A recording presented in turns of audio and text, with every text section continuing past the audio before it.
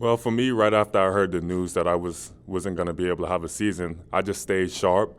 My teammates and I, we kept going on the field, keeping track of our position specifics, getting better. So I didn't stop working. I knew that, for the future, something good was coming. So I stayed the course and I kept working. Were you concerned, even though you had the two really outstanding years, that you get lost? Or do you hope that this team will find talent? I trust that the teams would have find talent. I went into it with faith, so I came in, I kept my work. I kept working hard, and I trust that, the teams would have find the talent. Yeah, Kiefer. Mike, what do you need to get better at right away to compete at this spot in training camp and to hold your own in a pretty crowded position? Well, moving forward into the NFL, it is a high level, and right now it's just being able to come in and compete. That's going to be the biggest thing, and being toughness is probably one of the biggest assets to this game, and that's something that I want to bring forward to the Colts nation. And so toughness and overall competing. Joel Erickson. Could you have transferred last year since Charleston wasn't playing? Yes, I could have transferred. I had the option to transfer actually 2 years ago, but I wanted to stay with Charleston, and since they was with me from day one, and I was with them, so I just wanted to stay the course with Charleston. What was your option to transfer in terms of did you have schools?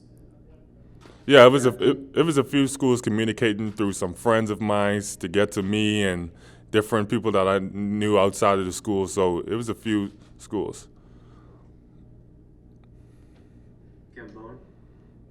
Hey, Mike, during the draft process, did any teams talk to you about potentially moving to tight end in the NFL? No, not any teams talked to me about that. I feel most of them feel that I'm a natural receiver, and that's what I've played all of my life. And moving forward, that's what I feel I'll be best at, this receiver. JJ?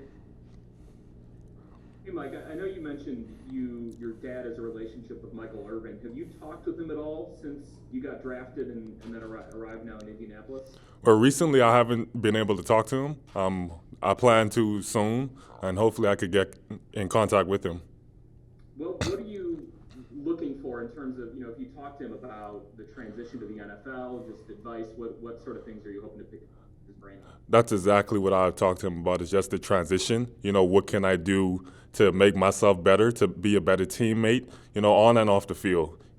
What is the little things that I could do to make myself better? That's what I would talk to him about. Taylor Tannenbaum. I think we can all relate to the feeling of starting a new job or moving somewhere. I mean, for you, have you had that aha moment that you stepped into the building as you get ready for this mini camp, just that this is really happening? I know you went through the draft already, but right. Trying to make it a reality for you? Yeah, it is the reality for me right now, and I stepped into the building, and it's just, like you said, I really can feel, okay, this is the next chapter in my life. And, you have that bit of nervousness and excitement at the same time, but it's something that I really accept the challenge, and I'm ready to go. George Primer. Mike, when we talked to the scouts earlier, they said that you were really the star at the West Virginia Pro Day. How important was that day to you, and were you kind of aware of how important it was going to be for your future going into it? That was probably one of the most important, events that I've been able to participate in, throughout my whole career. I knew going forward into it that I had to perform well at the Pro Day and come in and compete and be able to, put up great numbers on the highest level.